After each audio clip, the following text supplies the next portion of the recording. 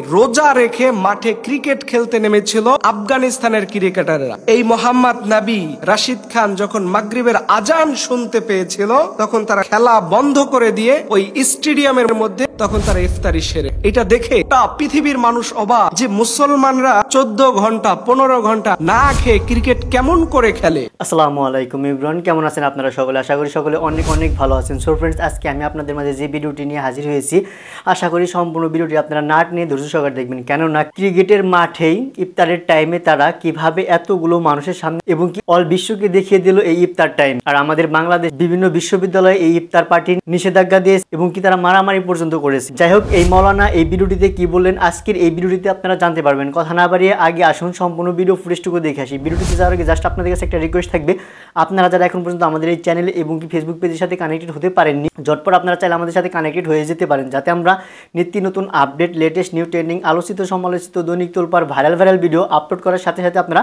Notification আকারে পেয়ে যান। ফ্রেন্ডস, কথা না বাড়িয়ে চলুন আগে দেখে নেওয়া যাক সেই ভিডিও ফুটেজগুলো, যে এই মৌলানা কি কথাগুলি বলে এই ক্রিকেট খেলাকে নিয়ে এবং কি তারা এই বিশ্বকে তাক লাগিয়ে দিল, তাও খ্রিস্টানদের মাঠে ইফতার করে। সো ফ্রেন্ডস, চলুন দেখে নেওয়া যাক সেই ভিডিও ফুটেজটুকু। গতকালকে রোজা রেখে মাঠে ক্রিকেট খেলতে নেমেছিল আফগানিস্তানের ক্রিকেটার এই মোহাম্মদ নবী রাশিদ খান যখন মাগরিবের আজান শুনতে পেয়েছিল তখন তারা খেলা বন্ধ করে দিয়ে ওই স্টেডিয়ামের মধ্যে তখন তারা ইফতারি সেরে। এটা দেখে গোটা পৃথিবীর মানুষ অবাক যে মুসলমানরা 14 ঘন্টা 15 ঘন্টা না খেয়ে ক্রিকেট কেমন করে খেলে। কারণ ক্রিকেট খেলা তো একটা কষ্টসাধ্য খেলা, এর পরেও তারা রোজাকে ভাঙেনি। এইটা দেখে গোটা পৃথিবীর ওই আয়ারল্যান্ডের অমুসলিমগুলো ইসলাম ধর্মের রোজা সম্পর্কে তারা জানতে শুরু করে। কিন্তু দুর্ভাগ্য, এই ঘটনাটা বলার পিছনে একটা কারণ আমি দেখলাম যে গত কয়েকদিন আগে বাংলাদেশের বড় বড় বিশ্ববিদ্যালয়গুলো তারা ঘোষণা দিচ্ছে, তাদের স্টুডেন্টদেরকে বলা হচ্ছে তাদের ক্যাম্পাসের এরিয়ার মধ্যে যেন কোন ইফতারির প্রোগ্রাম গুলো না।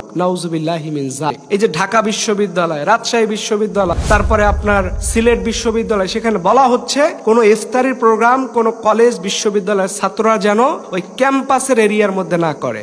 অথচ এই রাশিদ খান, এই মোহাম্মদ নবী, এরা গোটা পৃথিবী অমুসলিমদের সামনে বসে ইফতারি প্রোগ্রাম গুলো সেরে খেলা চলাকালীন অবস্থায়। আপনি চিন্তা করতে পারেন এই খেলার 1 সেকেন্ডের কত দাম। সেই খেলা বন্ধ রেখে তারা খেজুর দিয়ে, পানি দিয়ে সেই সময় ইফতারি করল। অথচ আমার এই ধর্মপ্রাণ মুসলমানের দেশ, সেইখানে ইফতারির মতো একটা নিরীহ ইবাদত। কারণ ইফতারির মধ্যে কোনো সাউন্ড সমস্যা হয় না, সাউন্ড পলিউশন হয় না, কোনো গ্যাদারিং হয় না, কোনো নোংরামি নাই, কোনো বাজে আড্ডা নাই, নিরাপদ চুপচাপ সবাই আলুর চপ, বেগুনি এগুলো নিয়ে বসে থাকে আর আল্লাহর জিকির করে। এত নিরীহ একটা ইবাদত, সেটার ব্যাপারে বলা হচ্ছে যে তোমরা এগুলো ক্যাম্পাসের মধ্যে করতে পারো। আপনি একটু আপনার বিবেকের দরজায় নাড়া দেন। আপনি মুসলমান হয়ে থাকলে এটা চিন্তা করেন যে আমরা কোন দেশের মধ্যে বসবাস। আস্তে আস্তে করে আমাদের ছোট ছোট বিষয়গুলো, সহজ সহজ বিষয়গুলো আস্তে, কেউ বলে ইনশাআল্লাহ ভাল লাগে না, সুবহানাল্লাহ ভাল লাগে না, এগুলো যুবকরা বলে, এগুলো তার শুনতে মনে চায় না। কেউ বলতেছে ইফতারি করো না, কেউ বলতেছে হিজাব পরো না, কেউ বলছে টুপি পরো না।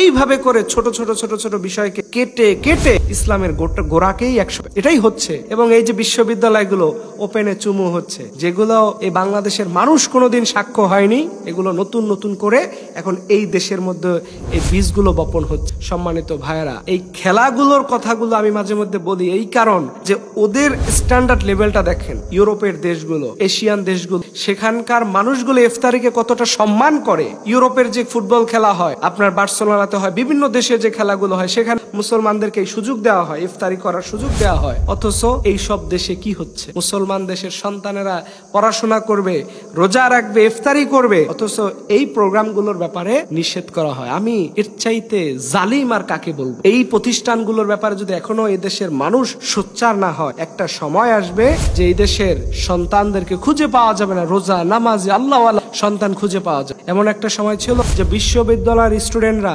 অনেক ইসলামিক জ্ঞান সম্পর্কে ধারণা রাখতো এখনো। কিন্তু এই অপকালচার যদি দিনে দিনে বেড়েই চলতে থাকে, একটা সময় দেখবেন যে আমাদের দেশের মধ্যে এই কালচার আস্তে আস্তে করে হারিয়ে যাবে। তখন আমরা ইসলাম শূন্য হয়ে যাব, মুসলমান শূন্য হয়ে যাব। এর জন্য ভাইয়েরা, আপনাদের সন্তানদেরকে বিশ্ববিদ্যালয়ে পড়া, যেখানেই পড়ান না কেন, আপনি গার্ডিয়ান, আপনি সোচ্চার হন, আপনি নাগরিক, আপনি সোচ্চার হন যে আমার এই দেশ, এই দেশে সব ধর্মের স্বাধীনতা রয়েছে। শুধুমাত্র মুসলমান ধর্মের ব্যাপারগুলো 2 দিন পর পর একজন তুলে, কোন রাম বাম তুলে সেটা বলবে যে এটা করা যাবে না, ওটা করা যাবে না। এই লাইসেন্স তোমাকে কে দিয়েছে? ইফতারি, এটা হচ্ছে ইসলামের সবচেয়ে সুন্দরতম একটা ব্যবস্থাপনা।